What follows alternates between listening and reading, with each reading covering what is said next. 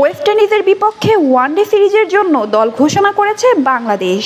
1 বছর পর 50 ওভারি ফরম্যাটে ফিরেছেন আফিফ হোসেন ধ্রুব।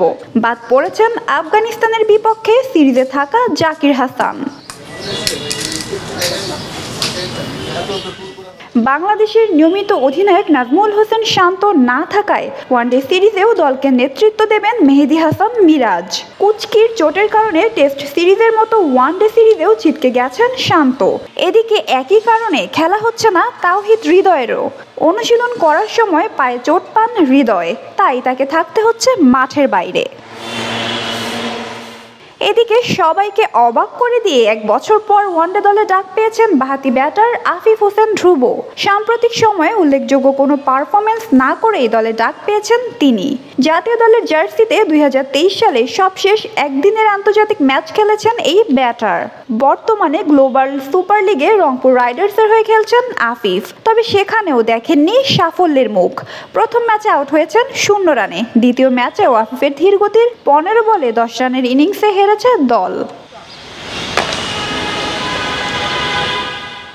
গায়ানাতে খেলতে যাওয়ার আগে রংপুরের হয়ে প্র্যাকটিস শেষে গণমাধ্যমে আফিফ বলেছিলেন কামব্যাক করতে চান তিনি, ফিরতে চান আন্তর্জাতিক ক্রিকেটে।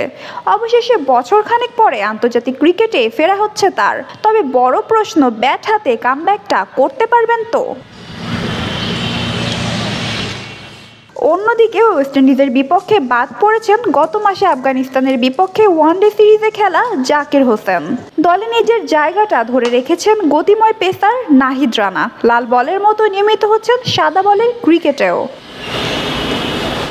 ওয়েস্ট ইন্ডিজের বিপক্ষে বাংলাদেশের ওয়ানডে স্কোয়াড: মেহেদী হাসান মিরাজ, লিটন কুমার দাস, তানজিদ হাসান তামিম, সৌম্য সরকার, পারভেজ হোসেন ইমন, মাহমুদুল্লাহ রিয়াদ, জাকির আলী অনিক, আফিফ হোসেন ধ্রুব, রিশাদ হোসেন, নাসুম আহমেদ, তাসকিন আহমেদ, হাসান মাহমুদ, শরীফুল ইসলাম, তানজিম হাসান সাকিব ও নাহিদ রানা। আগামী 8, 10 ও 12 ডিসেম্বর সেন্ট কিটসের ওয়ার্নার পার্কে ওয়ানডে সিরিজের ম্যাচগুলো খেলবে বাংলাদেশ।